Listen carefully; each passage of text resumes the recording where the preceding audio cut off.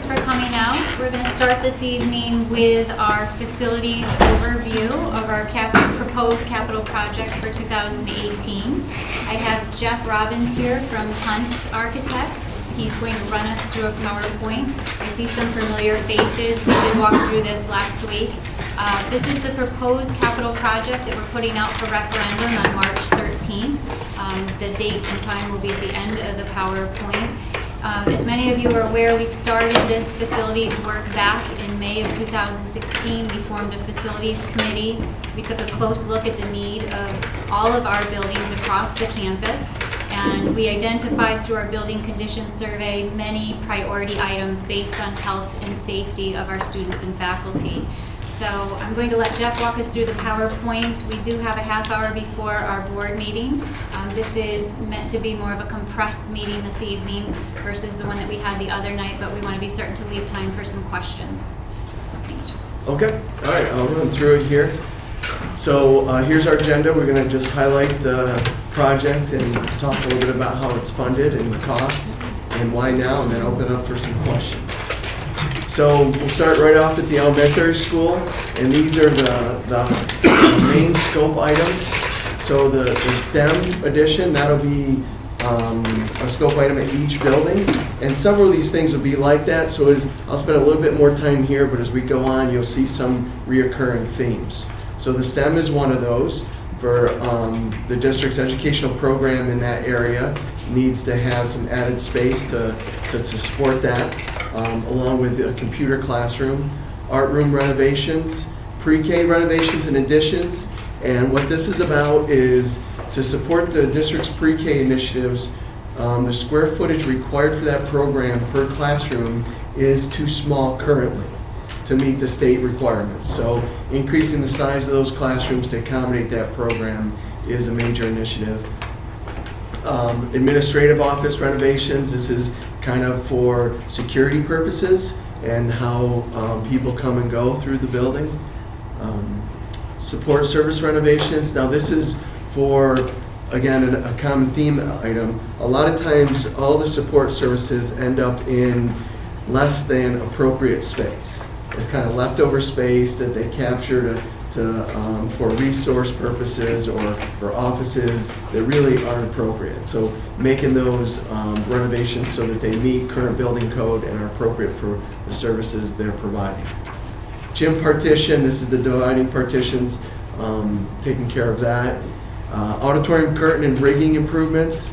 And again, this has some health and safety items associated with that. They came out of the building condition survey. Kitchen, cooler, and freezer. Master clock system. This might seem kind of odd, but having consistent time at all the buildings in the district is a big deal, right? You can just imagine with bus schedules and kids and parents coming and going, it's very important. Emergency lighting and fire alarm, that kind of goes together. And the building code for fire alarm and emergency lighting is always being updated. Every few years there's upgrades needed for this. And as soon as you do a capital project, you have to become current in this area.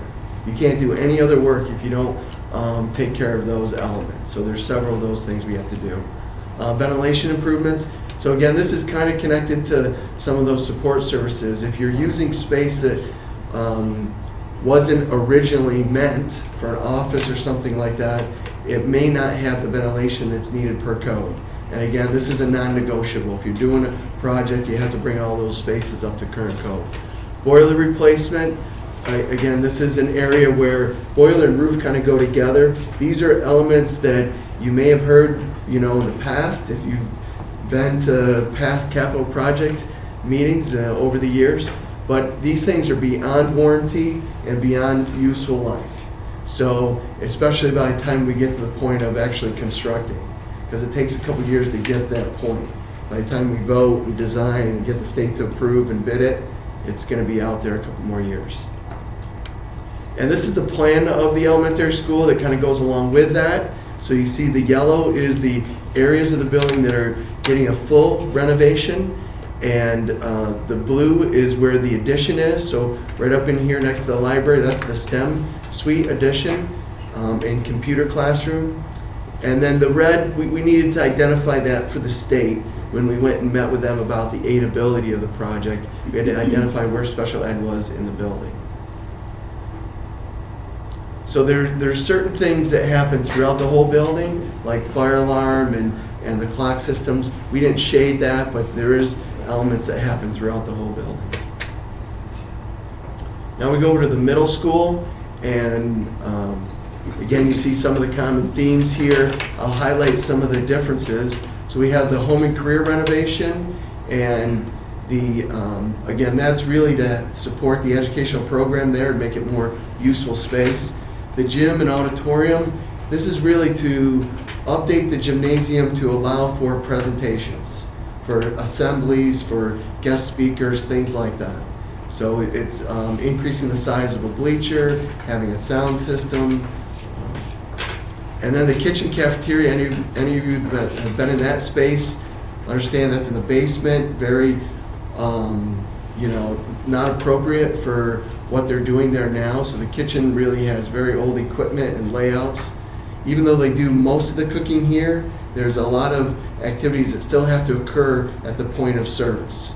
And upgrading that is a high priority. Corridor locker replacement. Again, it might seem like a minor thing, but when students can't get in and out of their locker inappropriately, it just causes havoc with the rest of the day.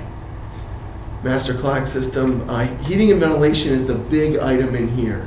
So this is an overall system replacement in this building. So we're dealing with the boilers, the piping, the termination units, so it's everything throughout the whole building. Really just needs to be upgraded there. And then here's the plan. So there's 4 levels to this building. So this is the basement level where the kitchen cafeteria is. Then we go over here to the first floor level. And a good chunk of this is the STEM and art room and technology suite right here, renovating that space and adding on to it. And you can see some of the other support spaces. Now we go to the high school. Again, common themes. The health classroom renovation is a little bit different there. It's a classroom that just needs to be improved. It hasn't been upgraded in a long time or ever. The fitness center renovation and girls' locker room, those go together.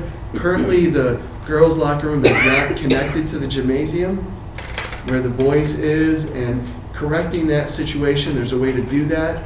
And so we can move the girls' locker room to be connected, and the old girls' locker room can become the fitness center. Secure main entrance improvements, moving the gym partition here, and the auditorium curtain and rigging improvements. That's a health and safety item. Lockers again, cafeteria floor, asbestos abatement. Essentially, whenever the areas we're doing work and we come across asbestos, we have to remove it. Now, it doesn't mean you have to remove it wherever it exists in your building, because in a lot of places, as long as it's not being disrupted, it can just stay right where it is. But once we start doing work in an area with it, we have to take care of it. And then the ventilation improvements. So we have another second slide here. So cooling of the IT, that's the technology closets. That's basically the brains for the building. And we're always looking to make sure that those are upgraded and working appropriately, because all your systems run through that equipment. Again, boilers, master clock, emergency lighting and fire alarm, common themes. There's some older electrical panels that need to be upgraded just because they're not serviceable anymore. The main entrance canopy and district office parking lot. So you see there wasn't a lot of site work in this project because some of the past projects have dealt with a lot of that, but the district office parking lot was not included in the past project, so that's getting to the point where it needs to be taken care of. And then here's the plan for this. So there is some work to be done in the library here and the learning center to improve on that. This is the art room and technology area and the art and addition. So this whole suite kind of works together between technology, the STEM space, and the art and computer is really being thought of as one unit and being designed together. And then here you can see this is where the girls' locker room would go, and this is where the fitness center would be expanded and kind of brought together. Now funding. I apologize for this. I think it's a version issue. I have it open on my computer. Just bear with me a second.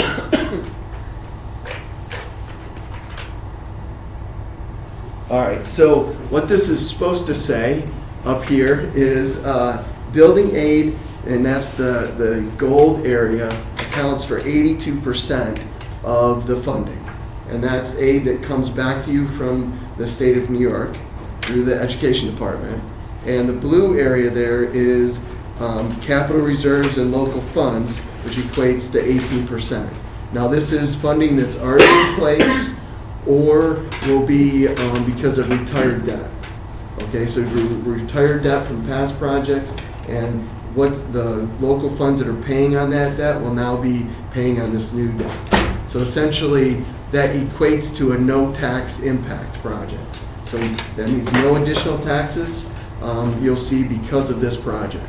And the total cost is up there at just under 25 million. Any questions about this before I move on?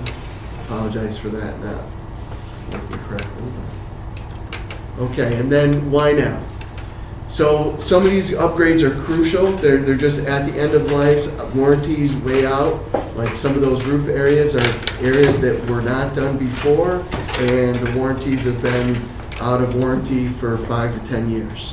So it's time to do them. Funding, you never know what's going to happen with the state.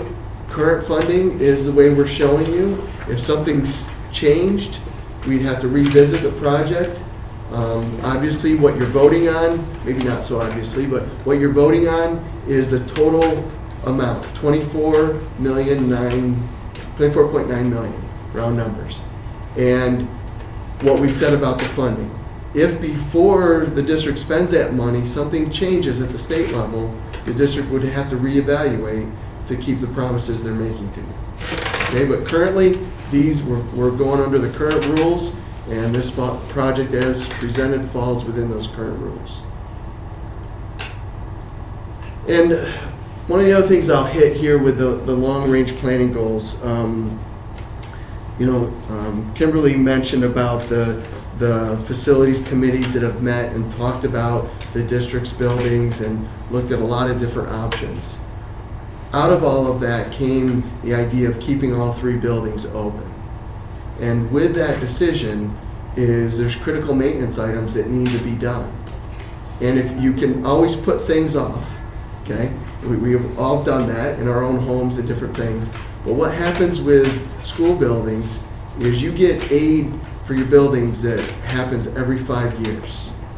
So if you put it off and your expenses accrue, you're 5 more years along your expenses, your aid is the same as it is today, as it is 5 years from now, and you haven't taken advantage of a project in that 5-year period.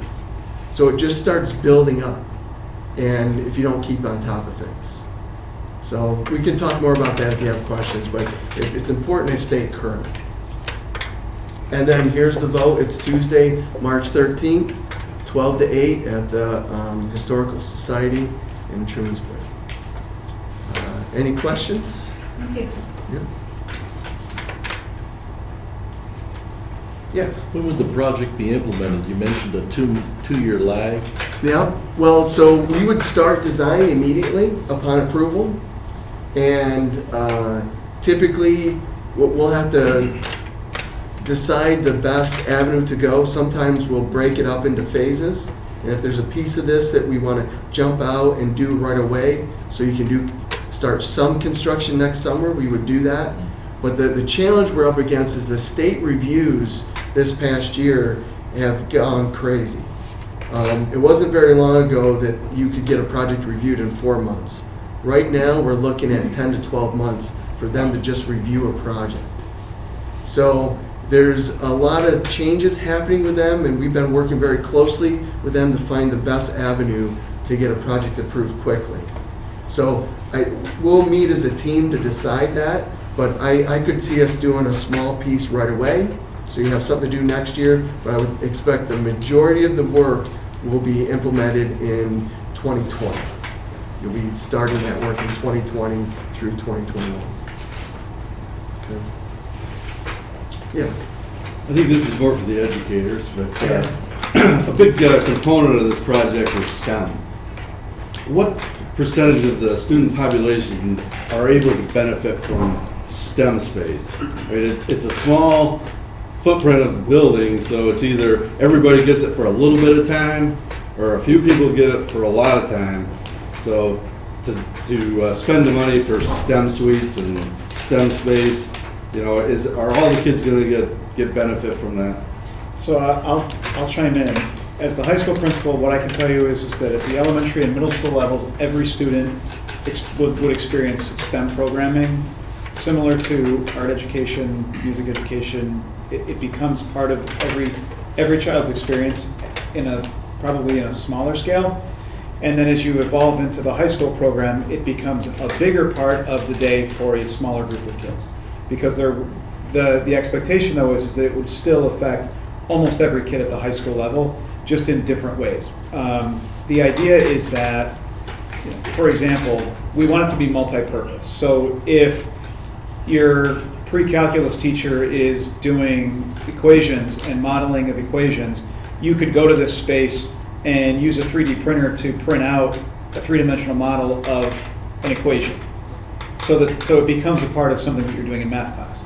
Now, there's also kids who will be doing things in science classes that would be associated with it. There's also kids that would be doing things out of their technology classes.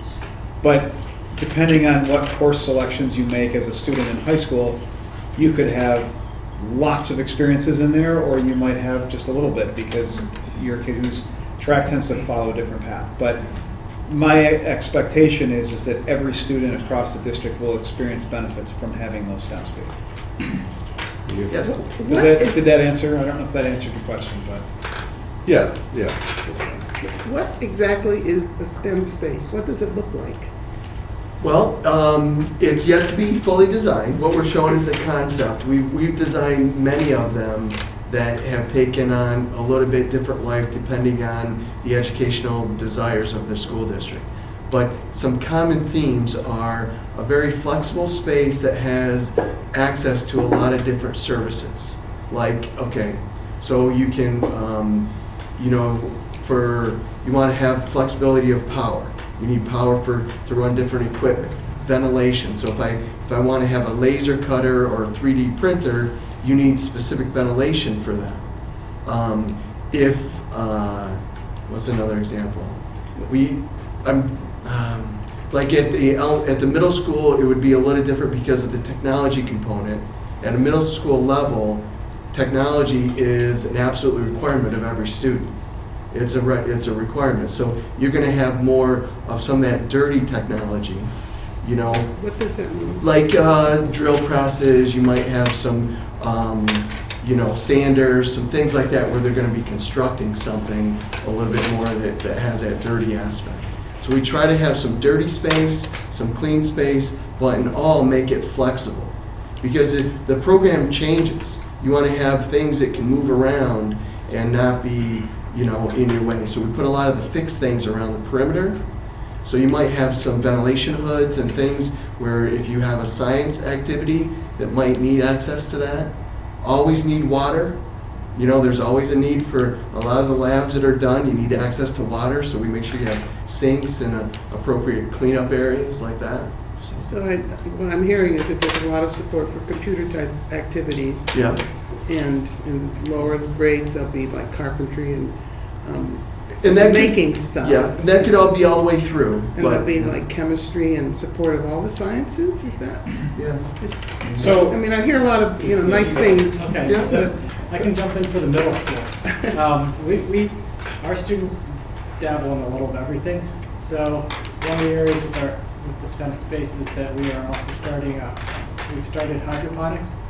In addition to our greenhouse with the growing, that works well with both our sciences, and it also starts lending it to the culinary arts, the home and careers, and the cooking, our local board group, takes a lot of what they grow over the course of the year, and they have local board lunches each month for district staff. The kids prep all the food themselves, so they come up with the recipes and the menus. We're also starting an aquaculture, so we'll be raising tilapia.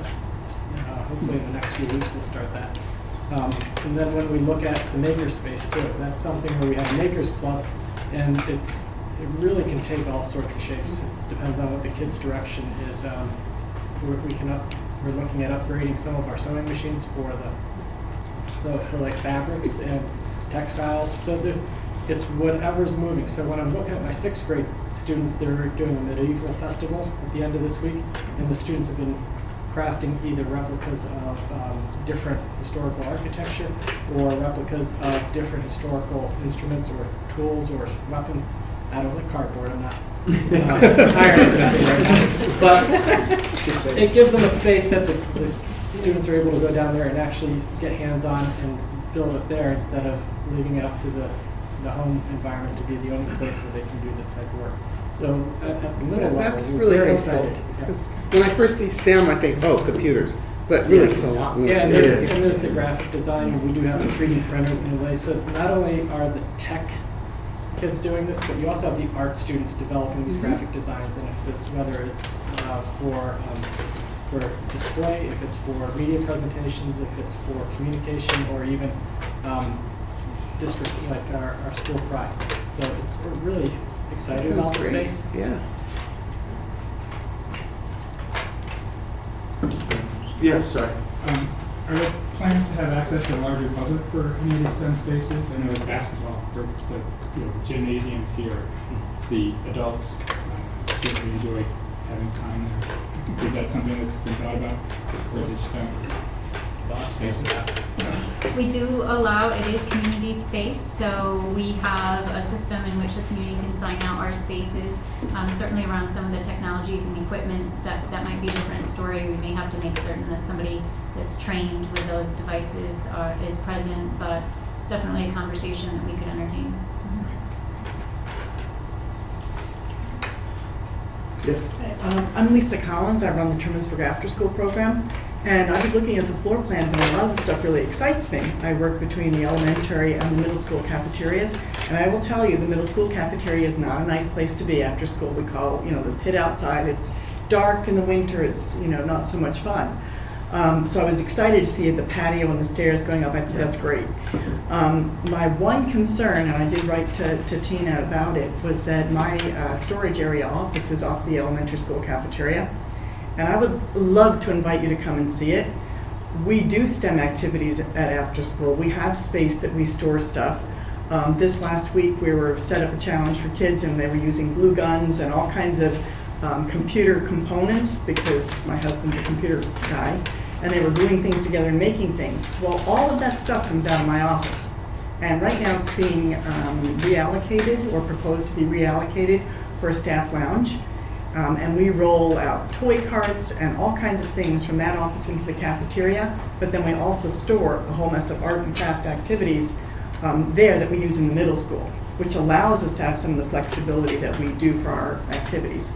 So I would like to at least suggest that maybe there be a space found for us, or I don't know how we'll do this. Yeah. Okay? So I was very concerned about that space being reallocated. Good. All right. Yeah, and there'll absolutely be an opportunity for those conversations. What we've shown has had very limited input from end users. So there'll be a whole design process to make sure all the program and storage needs and activities are accounted for. So I'm confident we can work through those issues. Good, because I can't roll those big toy carts very far. Yeah, I'm sure we can work through it. Okay, I think. Well, thank you to everyone for coming out. Excuse me, we haven't talked about where the money's coming from at all.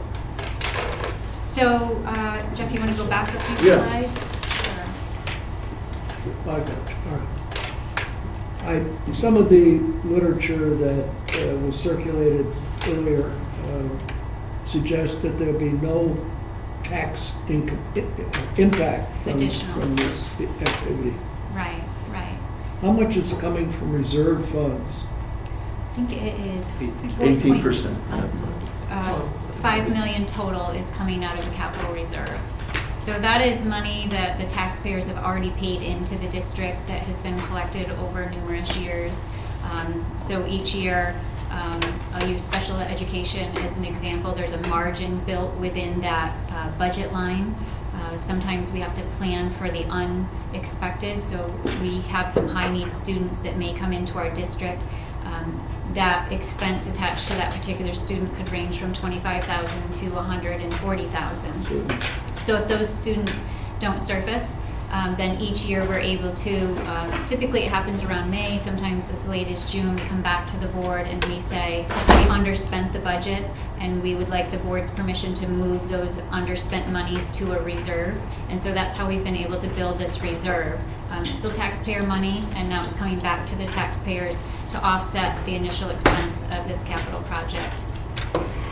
Has there been any inflationary factors built into your numbers, or are they based on today's costs? No, the way the project budget was developed is they were based on the building condition survey numbers, which was done in 2015, okay? And then inflation added to it per year, which we've been seeing about 2.5% to 3% a year. So that was factored in to a middle point of construction to about 2019, 2020. And then there's a contingency for the unknown things, it's a conceptual right now, so there's a contingency there. And again, it's good planning practices is what was incorporated into coming up with the total budget. Okay. Thank you. Yep. Thank you, Jeff. I think it's just a minute before 6, or is 6, so we'll begin the board meeting.